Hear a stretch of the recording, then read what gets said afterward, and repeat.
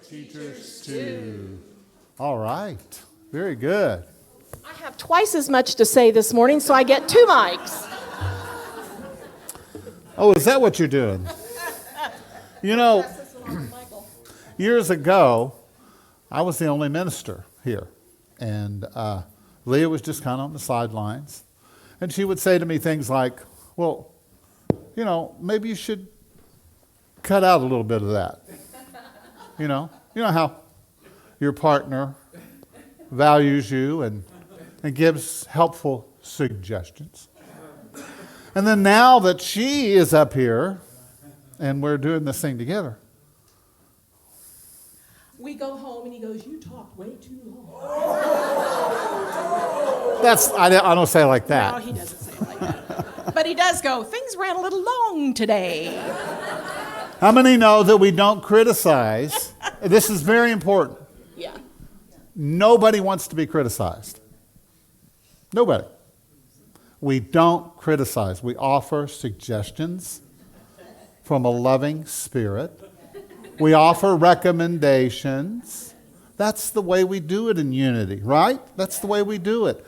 We're not coming at each other, right?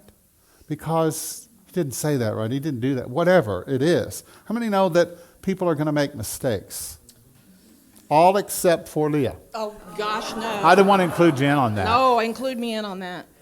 So, so we have to give grace. And what is the ongoing principle in our world, in our community here, in our lives and our families? The ongoing principle that holds all of this together is the principle of forgiveness. We have to constantly be in an allowing state for people to be who they are rather than requiring them to be the way we want them to show up. Right? Mm-hmm. Oh, I know. You're looking around now saying, oh, James, come on now, I saw a wonderful meme yesterday that said, the key to your faith is not to love Jesus, it's to love Judas.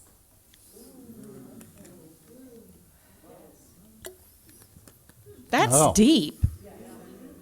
Yeah, pretty good. Pretty good. All right, so today is Q&A. Q&A.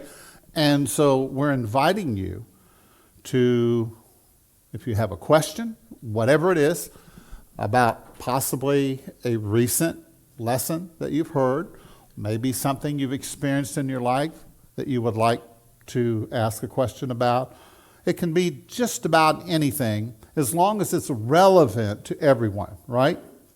And what we ask is that you be as concise as possible and that you speak up into the microphone and be bold so that all can hear. And remember, there are people watching online that will hear as well. So we want them to be able to hear. And so you need to be okay with that. Okay? Does that make sense? Yeah. All right. So Michael is going to be our microphone runner. And this is how he stays in shape. Doesn't he look good? Michael is the president of our board, right? Yeah. So you get your questions ready, and maybe somebody want to raise your hand, and we've got one that came in online that we're going to address first, okay? And this is a serious one. And but before I get to that, I just want to say there was a man who was caught shoplifting in a store. He was at court, and the judge said, "Sir, I understand you stole a can of peaches. How many were they?" He said, 5. The judge said, "Okay, I'll give you 1 week for each peach." So you have 5 weeks. And just after that, his wife stood up and said, "Your Honor, may I say something?" And the judge said, "Yes, what is it?" She said, "He also stole a can of peas."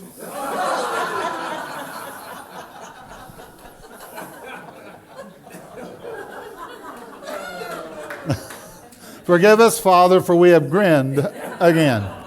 All right. Now here's the question. Would you like to read it? Yeah. Can you please speak to how all of the principles and truths that we're learning are affected by mental illness when the person's thinking is delusional or paranoid?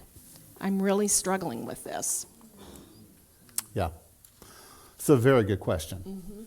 It's a very good question that we get from time to time.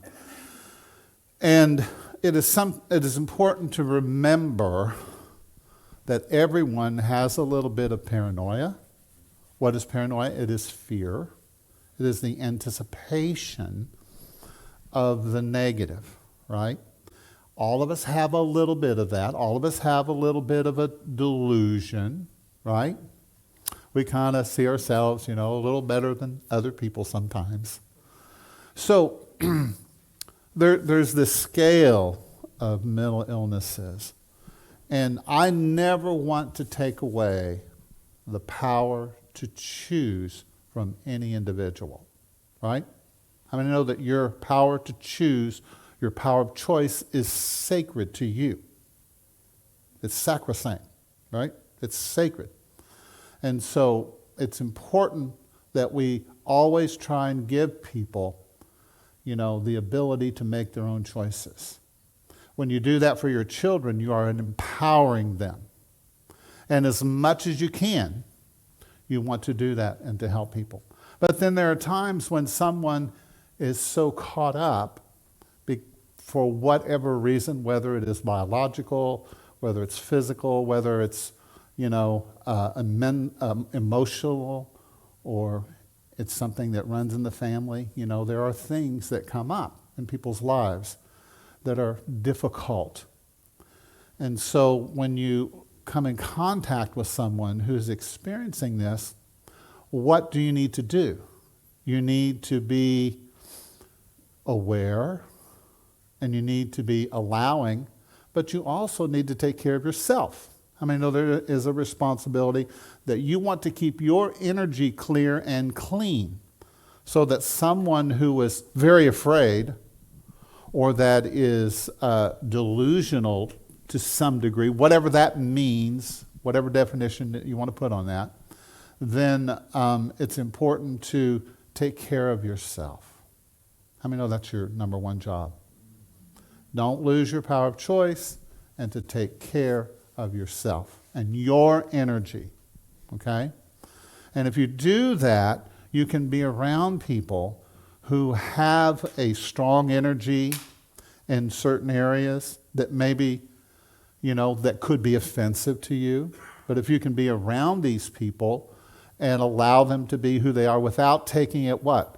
Personal. How many know your energy belongs to you? I'm not going to have your energy in my life. Right? You are you, I am I, and we are we. Make sense? And so I have to be accountable and responsible for my own energy. And I think that that's important. So, can someone who is mentally ill, do they have the power of choice? They have, to the degree that they are able to have the power of choice. We need to give that to them because that's a key. That's a real key. I've seen people who are addicted, heavily addicted, and they become paranoid and delusional. And they have to get to the point to where they're ready for a change, right? Now, there are some things that are beyond our capacity, possibly, that are beyond our way of being a help. Or how many understand that you're not here to fix everybody? Let's say it together. I'm not here to fix everybody. Right? So when you see someone who is in this way, it's not your job to fix them. You can assist them, you can help them, but it's not your job to try to fix them. Does that make sense? Let's say it together. I'm not a doctor. I don't do diagnosis. We have a lot of armchair psychiatrists sometimes. How many know? Right? We all have a little bit of that Dr. Phil inside of us. And Judge Judy. You know what I mean? Yeah. And so we've got to be aware of this, and realize that I'm not here to be a judge. I'm not here to be a doctor, to fix everybody. I'm a healer. Yes. What does a healer do? A healer facilitates. Let's say together, I'm a facilitator. I can facilitate. And the rest you have to leave with the divine. As Leah stated at the up front, we call in divine order. Now, why do we call it in if it's already there? So that we become aware of it. Because the problem is not that there isn't a divine order, it's that I'm not aware of the divine order.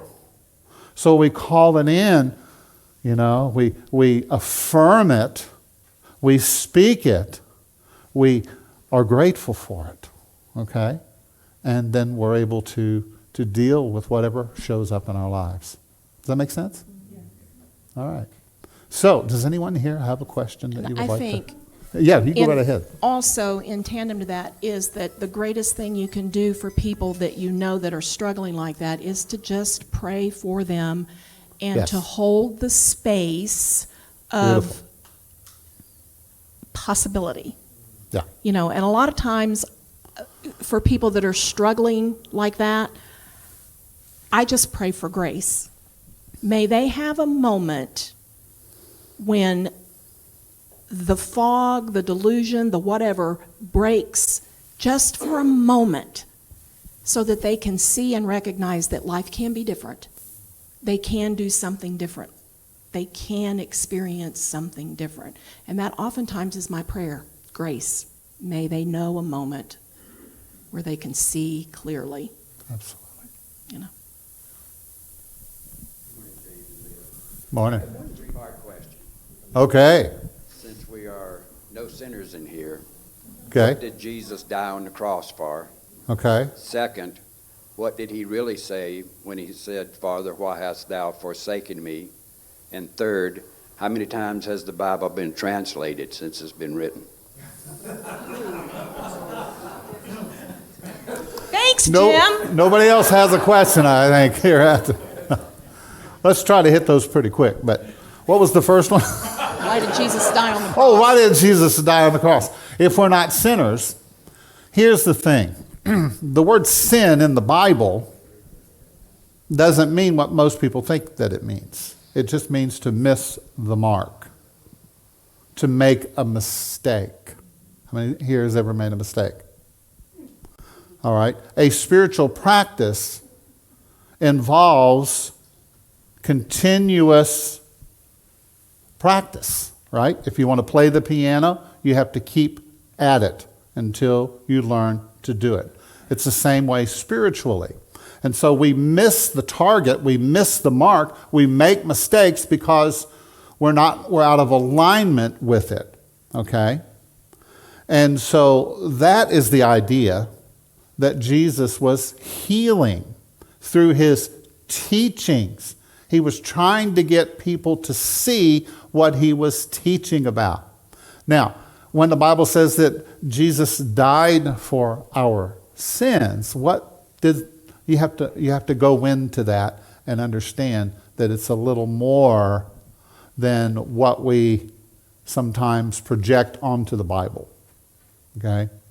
And so Jesus came at a time to where they were sacrificing animals. In other words, they were very filled with guilt and fear, and so they were constantly having to sacrifice like a little bird or a little dove, for little petty sins. And then if they told a lie, they'd have to bring a bullock down the center of the temple to be sacrificed for their sin. Now, there was no magic power when they brought the bullock up to the front. I can imagine somebody at the back saying, boy, that sure is a lot of bull there. But they would bring it to the front. And so the priest, he would lay his hands upon the person and he would transfer their transgression, This is all a psychological thing. It's psychological. He would transfer their sins, their mistakes, to the bullock, and then they would kill the bull. And the person would feel released from their error thought, from their mistake, okay, that they had made. And so Jesus was talking to people that believe this way.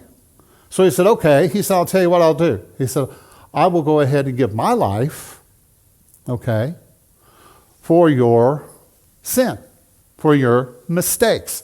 And then you stop this animal sacrificing. You stop, this abusing each other with this guilt and fear, which is what he was teaching. He said, so you could see my death as that. But how many understand that death is not really death? Death is really life. Because you cannot die. Because you are an immortal soul. Jesus was an immortal soul, right? And so he sacrificed his ministry, so to speak, in a way, so that they could forgive themselves. Because how many know you have to forgive yourself? See, God is not mad at anybody. This whole system of sacrifice was made up by the priest. They had a good gig going. Thankfully, we don't do that today. Right? To where we're holding people in shame and in contempt until they give. I remember one minister back a few years ago that said, if you don't give, God's going to kill me. He needed $10 million. You remember that? Anybody remember that? Yeah, it was a while back. So that stuff still goes on because it is what the ego does. The ego always demands a sacrifice. All right? So it was all psychological. When Jesus died on the cross, it was not, he didn't literally say, all right, I'm taking all your sins away. It's just like a little child comes to you with a hurt leg and you say, all right, Mommy, Daddy's going to kiss it and make it better. And what happens? Oh, I feel so much better. Thank you. Because they believe in the power of the mother's love. You understand what I'm saying? And so people, they have made a religion out of this. And let's say it together. That's okay. Is that okay with you? How many other people deserve to believe the way they believe and do what they do? You don't have to necessarily agree with it, but I always like to tell them, I will leave you alone and you leave me alone. Right? Let's respect each other's spiritual beliefs. All right, what was the second part of that? Hang on a second. So, go right ahead, sweetie. As metaphysicians, yes, there's more to it. We know, so that's one layer. Yeah. And as metaphysicians, we know that the story of the cross is the story of us and our consciousness. Jesus came at a time when there were a lot of religious and political turmoils and chaos going on. And the disciples thought that Jesus was coming as a revolutionary and that he was going to he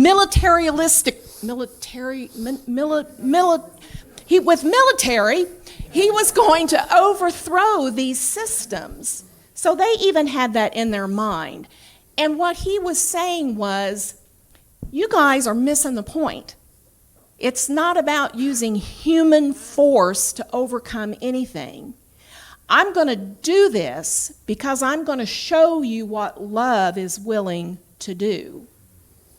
What love is willing to do. Now, our story comes when we realize that, to live in this full human ego state is to live in that military, warring kind of mindset, right? And we are constantly having to put that on the cross. We put that on the cross to say, I'm going to show what love will do. I'm going to be the representative of unconditional love. And when you do that to me, I'm going to put my ego mind that lower state of being on the cross. I'm going to sacrifice that to what my higher self, what unconditional love would do, and that's what I display. Now, why did he say, my God, why hast thou forsaken me? I think that was a part of his humanness. I mean, he does, so there is this experience, even when we are putting our lower self on the cross, our thinking, that there's that part that goes, but I don't want to do this. I really want to hit them. They did this, and I really want to strike back. There's that.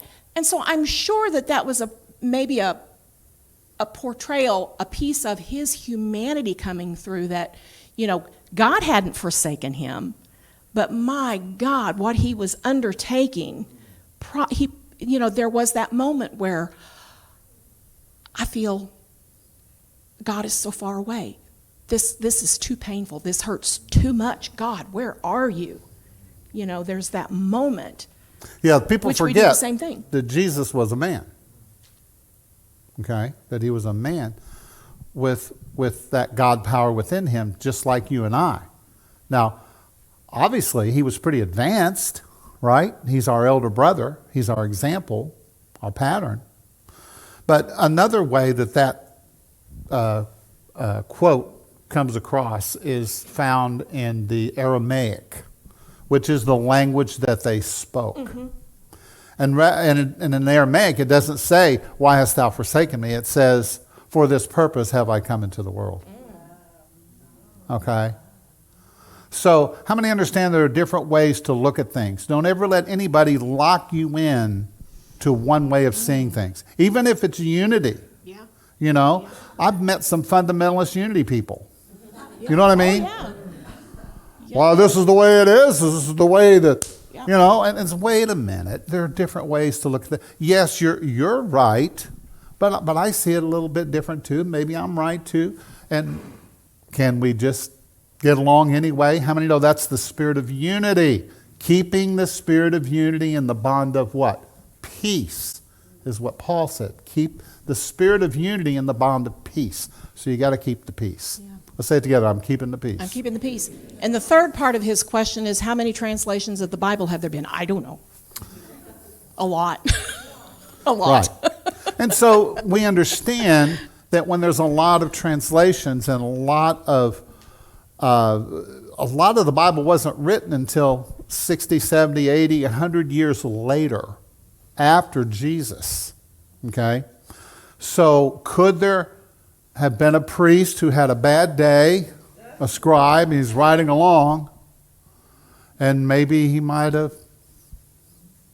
there might be some mistakes? Well, and there were right? books that were, it was decided that certain books were going to be withheld and not included, and, those writings are valid. And the problem with the different translations of the Bible comes when you take it all literally. Yes.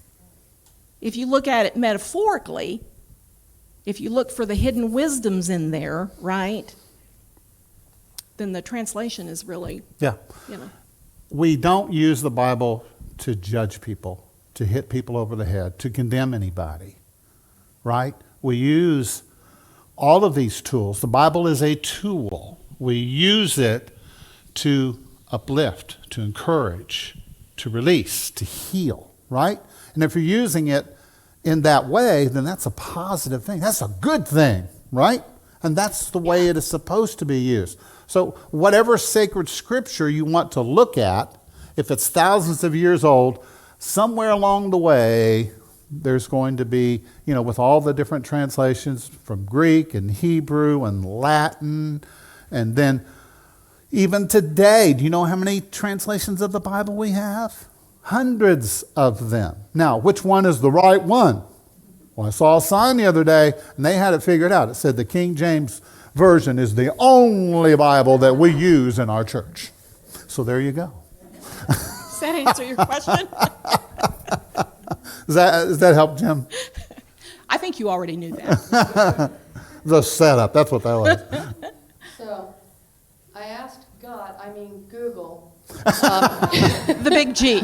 Yeah, there are currently over 3,030 versions in over 2,011 languages available digitally on Bible.com.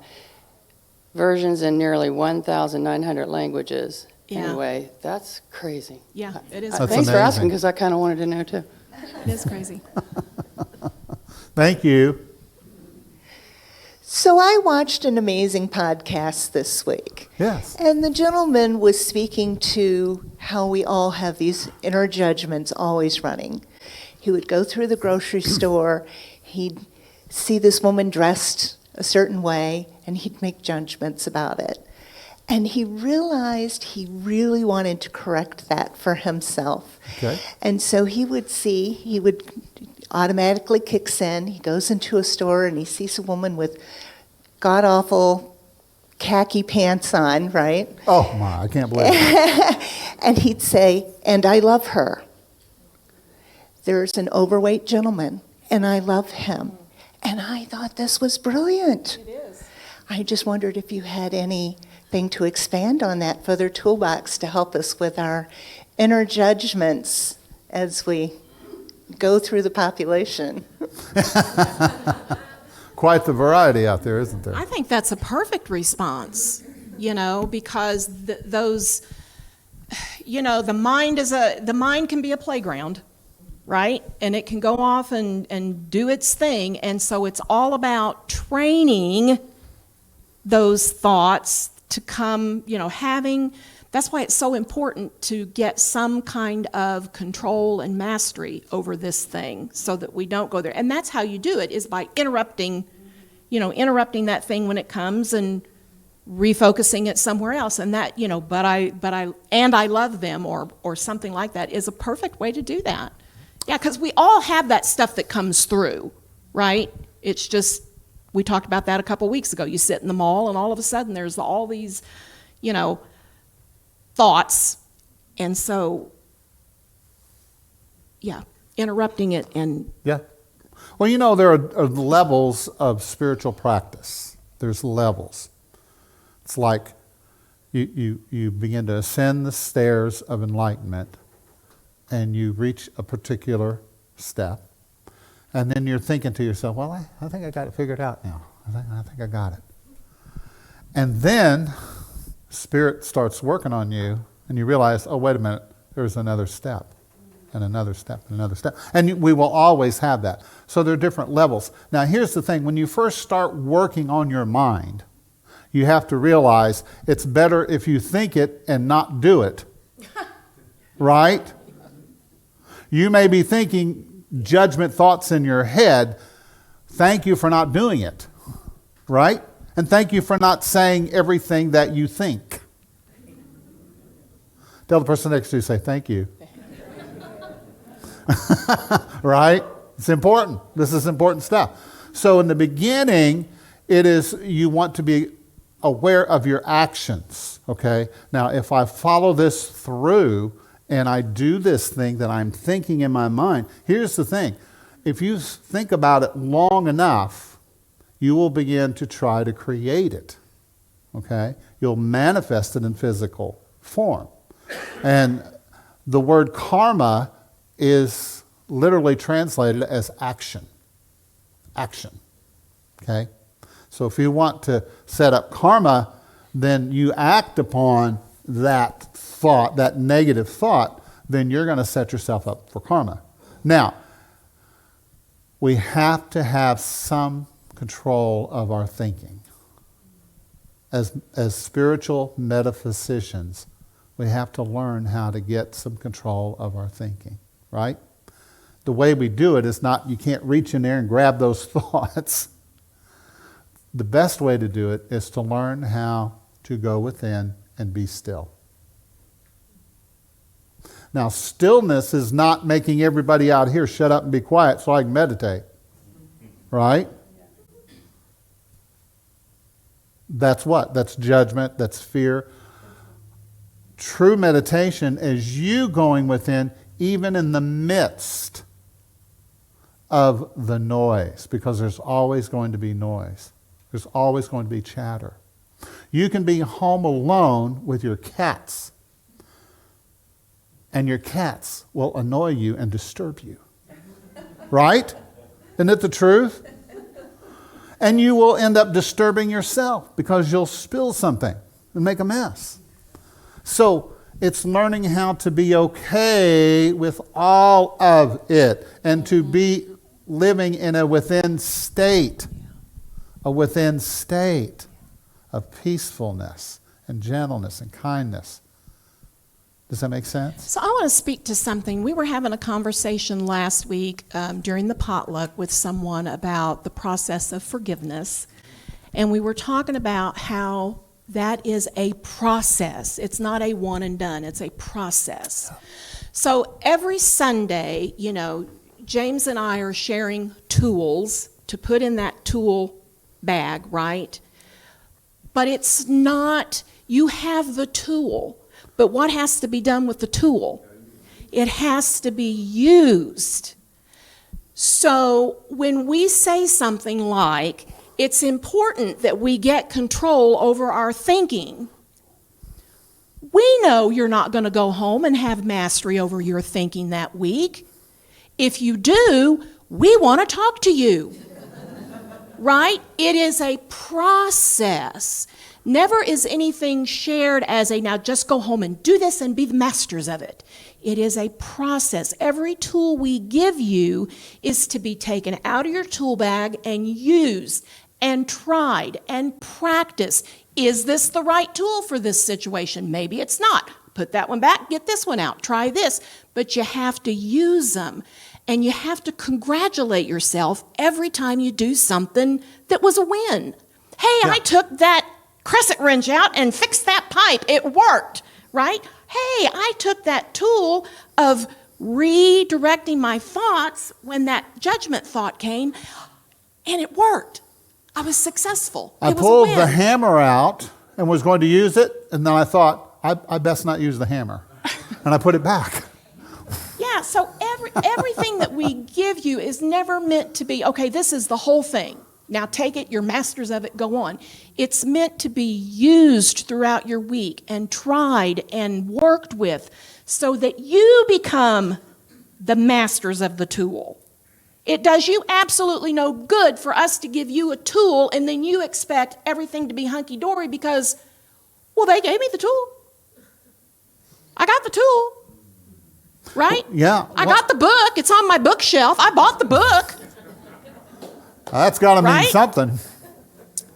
Go home and use these tools. And when you hear something like this, all right, go home this week and practice that. Right. Every time you're out somewhere in the grocery store or wherever and one of those thoughts come across, stop and go, and I love them. It's a perfect thing to do. We have to work it. Do the work. Do the work. And Do the work. the key is to realize that you're going to keep growing because it's natural, it's organic. Yes. It's natural for you to grow. You just have to allow it to take place and be in alignment with your growth. Okay? Sometimes we try to do things that we're not really ready for. Make sense? You ever wake up in the morning and say, okay, today I'm going on a diet. Today is going to be different. I'm going to do it now. I don't know why, but I'm going to do it today. And you strike out. And then by 4 o'clock, you're eating more than you've ever eaten in your life. Right? You have to be prepared. You have to be mentally, emotionally prepared for change. Make sense? So I've discovered that for me, now I don't know how it works for you. Some people, they want it all and they want it right now. Okay, have fun with that. But for me, it's a little here, a little there, a little bit of growth here, a little there. And then it's like watching vegetables grow. Watching your tomatoes grow. You ever do that? Do you ever go out there the second, third day and say, well, I don't have tomatoes? What's wrong? Oh, what's wrong? I'm still having these terrible thoughts. What's wrong with me? How many know you just need to breathe? Remember when we talked about breath? Just breathe. Just breathe. And just let it be. The thought comes. Crazy. What's the worst thought that you could have? You know? What's the worst thought? Make peace with that. Make peace with the worst case scenario. And then after a while, those thoughts are like, oh, they're just thoughts. And you realize at some point that thought is not me. I'm not the thought. Okay? Yeah, it's so And you important. separate yourself. It's so important to remember that it's not the destination, it's the journey. Yeah. So many of us want to be these enlightened gurus. We have it all. And you are in the right and perfect place for you right now, wherever you're at. It's perfect for you Yeah. because it's your journey, and it's not about, right, the destination. It's about the travel. It's about the journey. So wherever you are on the journey is the perfect place for you. Don't beat yourself up and go, oh, I shouldn't have done that. I'm more enlightened than that. It's like we were driving down the road. When was it? A couple days ago. And there was this car that was like right behind us, just like pushing us. You know what I mean? And so they, darted out and they went around and they darted back in, barely just missing our car. And they were just flying, back. And what was interesting, a few miles down the road, I pulled up to the stoplight and there they were. They hadn't gotten any further than I had. And even if they did, I would rather arrive alive. Make sense? Any questions? Oh, okay. Yeah, so I'm not sure if you're going to be able to answer my questions pretty deep, okay? But I've been traveling for maybe a year now nonstop, so I've been exposed to a lot of different cultures around the world. Yeah. And I think what's come up for me is, because I'm very deeply spiritual, have been for 15 years, my colleagues or my circle of people that I associate with are deeply spiritual people. But being out there, I found a lot of agnostics and atheists, and I'm trying to understand how I can integrate that into my own spiritual learning, because it's probably a dynamic that I don't really understand right now. And I obviously want to do the whole, unity consciousness and loving them and understanding them and accepting their place and their reality of understanding. But it has been quite a challenging experience for me to actually go out there and be exposed to these kinds of people, because it's diametrically opposed to my, belief systems and everything that I try to embody. So I don't know if you have an answer on that, but having been out in the world, that is the duality out there. Very good. Mm-hmm. Yeah. So all of us, we're human beings as well as spiritual beings, okay? We're kind of carrying both of these things. And so human beings tend to feel threatened when anything is outside of their comfort zone. So if somebody comes at you with a different idea, says, the God that you believe, there is no God.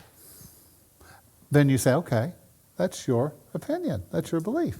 You have a right to that opinion. Now, I have a particular way of seeing that might be a little different. And so it's learning how to just be with people of different persuasions, especially you being a world traveler like you are and experiencing all these different cultures. How wonderful that is, because you get to experience the differences. How many understand that the divine loves the variety, loves the diversity? If the divine didn't love that, we would all be the same. We would all like the same foods. We'd all look the same. How would that be? It'd be kind of boring, wouldn't it? So we have all these, I love atheists. I love agnostics. I love to sit down and chat with them and talk with them. If they want to argue, I say, no, I'm not an arguer about this. I said, you have your way of looking at it, I have mine, and that's okay, right?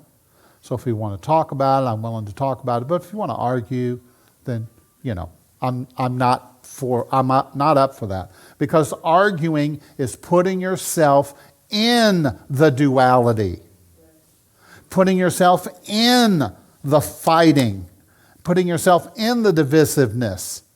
Right? So, and it goes for, it goes for your politics, it goes for your culture, it goes for your husband, wife, spouse, friends, everybody, everything. Learn how to just be with the other person and love and respect them as they are, right? Yeah. And as long as they're not defiling or hurting or, then it can be a beautiful thing. There's a question up here. Yeah.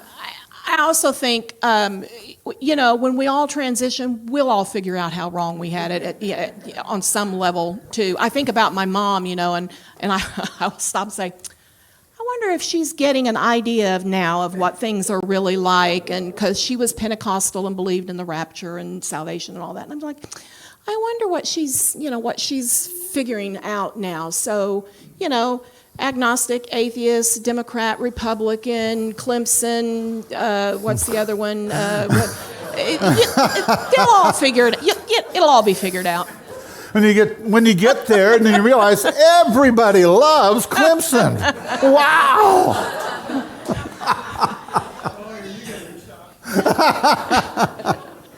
I have a follow-up question to the first one we had, as far as mental illness. Yeah. And controlling your thinking. A step down from mental illness, or what we would call insanity or something like that. Folks like me who are ADD or neurodivergent, or I kind of like the term neurospicy. The meds help. But, controlling that thinking and the meditation, and I'm totally on board with not having the stinking thinking, being in that divine consciousness. But sometimes when you're in the middle of a pinball machine, how can you speak to that, or what a tool to use with, Sure. Not necessarily mental illness, but just Sure. neurodivergence? Yeah, what we call mental illness is a judgment too, because maybe they're not so crazy, right? And so all of us are energetic spiritual beings. We have this spiritual energy that flows through us. Some people it flows through and they're like, and then there's some people that just like,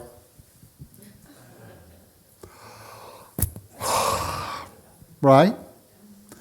The energy flows differently.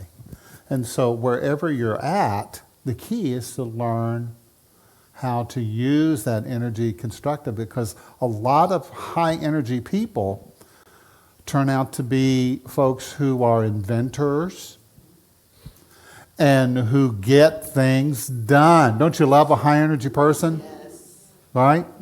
And then you've got some people over here, ba-dum, ba-dum, ba-dum, ba-dum, ba-da-da-da-da-da, but they get things done too. They just don't get it done in at the same pace.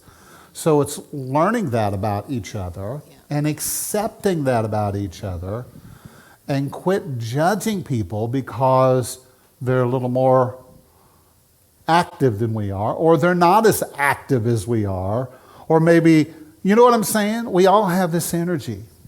And of course, thank God there's medications that can be helpful, right? Yeah. I mean, no, we're not here to poo-poo anything. Right. It's all of God, and God is in all of it, right? There's a reason for everything. So medication is just fine if you need it. Don't judge anybody. Don't condemn anybody, right? It's a personal choice. Yeah. It's a personal choice. And so that's important. So when Armand and Angelina were here, I don't know if you were here and you got to hear them, but he spoke to having the same thing. And I recall that it's like when the ping pong ball is going, if you can at least just train yourself to breathe. Yeah. Just breathe. Maybe you can't rein in all the thoughts and do all the, metaphysical ninja stuff. But if you can breathe, and you can get in the habit of breathing, and then you bring in, okay, I recognize that my thoughts are scattered. And now I'm just going to pick a thought and center on it. That's kind of like the next step. Take one thing and kind of get a sense of mastery over that, being able to breathe into the moment. Breathe into the moment. And then, okay, I'm going to focus on one thought. Now, you're going to keep doing this, right? But you're making an awareness practice, and you're setting an intention to, I'm going to choose one thought. And you just keep doing it. Just keep doing it. Because remember, our minds, no matter how they function, no matter how they work, whether it's slow and steady or whether it's ping pong madness in there or pinball madness in there, you're working on a groove. How many remember record players and records? I know some of you don't, but if you had a record player and you had a record and you put that record on there, the needle would fall in the groove and it would create a sound, right? And what happened when the thing got stuck and it kept going through the same groove over and over and over and over and over? And that's the way sometimes our thinking is. It gets in the groove and it just keeps going through the same thing. And I remember as a kid, I used to put a penny on top of the little needle, the arm, yeah. Or sometimes, you just get fed up and you just hit the side of the thing and you'd send it, But the point is that you would have to disturb the needle to get it to go to the next groove. And that's really what we're doing, is we're creating new grooves. And our thinking gets stuck in those old grooves, and so we have to do something to interrupt the judgment, right? To put it into a different groove. And if we keep doing it, that needle, by golly, will start to play in that new groove. So because you've got a lot of things, you just need to breathe, get mastery of that, and then continually train yourself to think one thing. And even if it's crazy in there, I'm going to think one thing. My intention, my awareness, I'm going to think one thing. And just take it in small, and celebrate that you have that. It's not a character defect, it's not a flaw, because there's a lot of wonderful stuff that comes out of that, right? Some of the most creative people in the world have all of these ideas. They're just competing, right?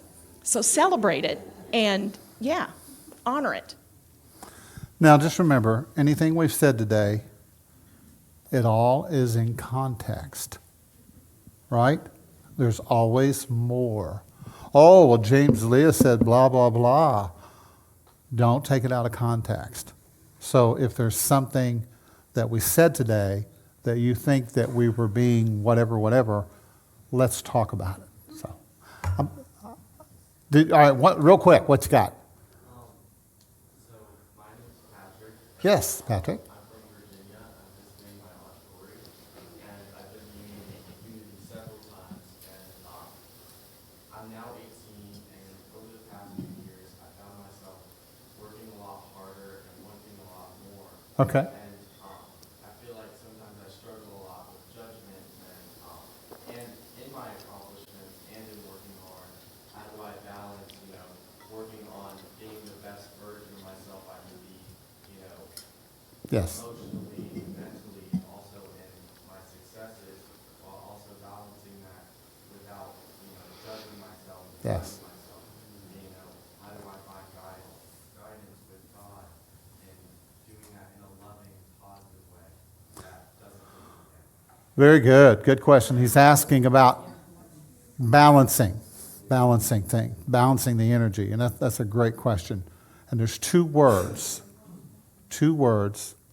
a two-word answer. You ready? Self-awareness. Self-awareness. Just you asking the question means that you understand that there is a balance. And if you understand and believe that there's a balance, that will help you to find the balance. Self-awareness. I want to be aware of my judgments. When I'm judging, I want to be aware of what I'm doing. Should I do that? Should I continue that? Or should I do something else? Make sense? So it's about being aware of what you're doing, and just being aware of it, then you're owning it, and then you can change it. So let's all say together, self-awareness is the key. All right, we're going to turn down the lights. And Dory can help you further unpack that because she's real knowledgeable about all that, aren't you, Dory? Yeah, we all are.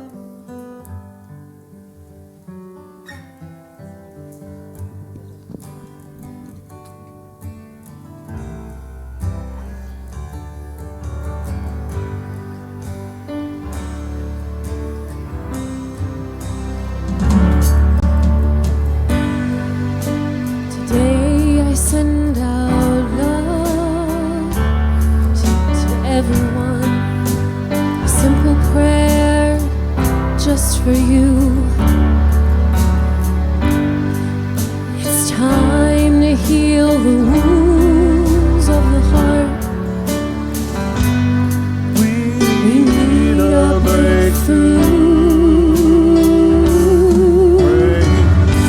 Showers of grace, sending showers of love, praying showers of grace, sending showers of love. Love is like a boomerang. What goes out will come back to you. Forgiveness, peace, and kindness too. Healing me and you. Showers of grace, sending showers of love, praying showers of grace, sending showers of love. Showers, showers, rain showers of grace. Showers, showers, rain showers of love. Showers, showers, showers of grace. Showers, showers, rain showers of love. And showers of grace,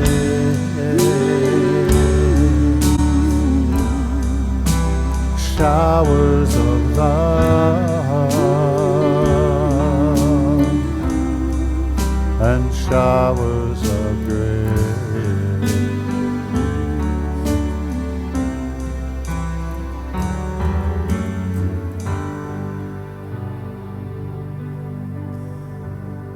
And so you're invited now to take in a good breath.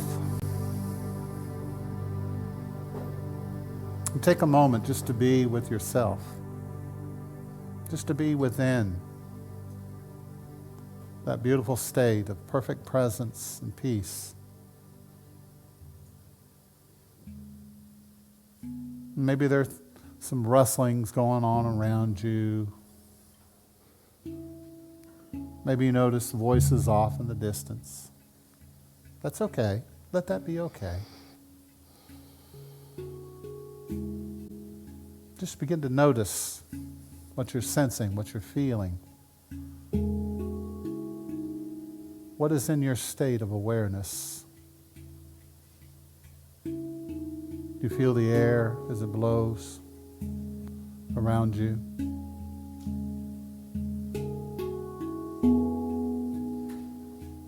and noticing the light coming in through the windows.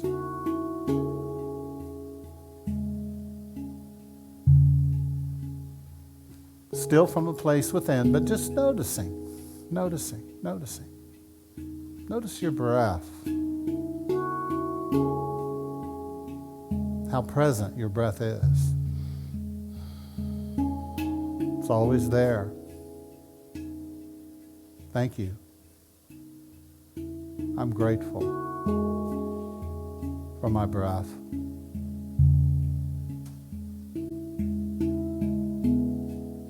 I'm grateful for the peace that I sense and feel. I'm grateful for self-awareness, that I am a self-aware being, and that I have the power of choice. I can make decisions in my life. I can choose the good if I want to.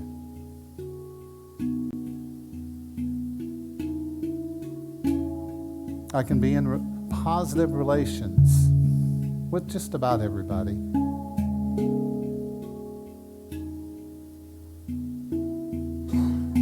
And so today I extend from my being a sense of gratitude and appreciation, unconditional love,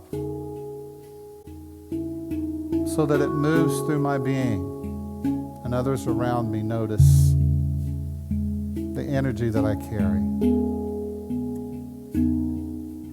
Doing no harm. Do no harm. I don't harm myself and I don't harm others. I'm only here to be a help, to assist, to care for, to encourage, to build up, and to communicate in a way that's understandable. That through my words you hear that there is more than just the physical. There is a spiritual component that shines through.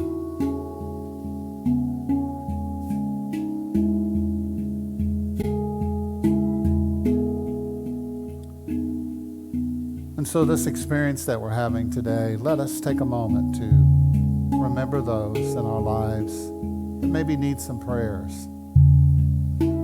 Maybe there's someone in your life that needs appreciation and validation. Bring them into your awareness and extend to them the grace that has been given to you. Share some of the joy, some of the laughter,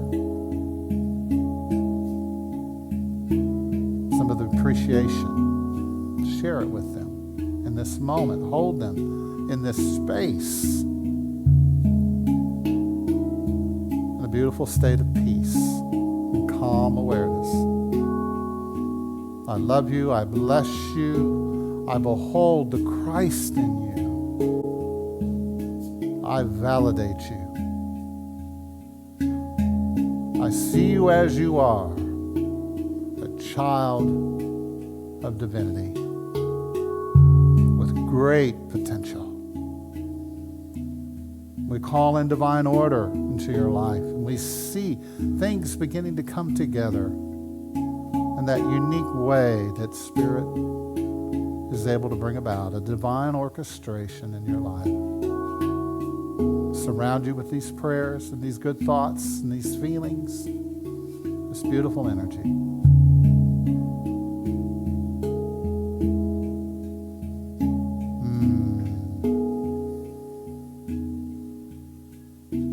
Now may we all receive the gifts of discernment and wisdom, knowledge, understanding. And we know that we are growing and that we are changing each and every day.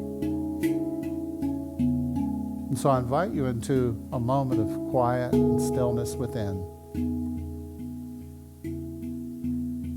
Just celebrating that feeling sense and that awareness of gratitude and appreciation.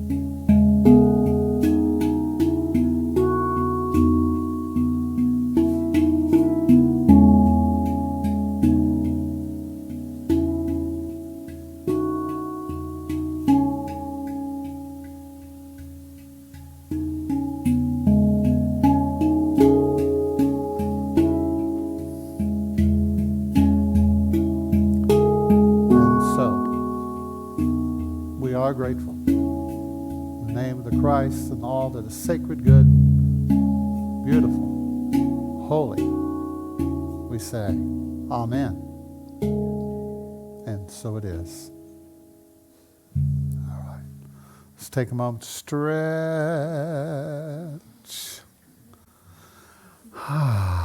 Feeling good, feeling alert, feeling awake. So you know what happens when you're in meditation is sometimes things come up in your awareness that you need to deal with, that you need to address. And something came up for me that I need to address. I wish to apologize, and I don't want anyone to leave here thinking that James really says to me when we go home, "You talk too much." No, really. I don't want you to take that home and think that that's serious in any way. I really was being silly and said that in jest, but I don't want anyone to leave with a wrong idea about that. So I apologize. That was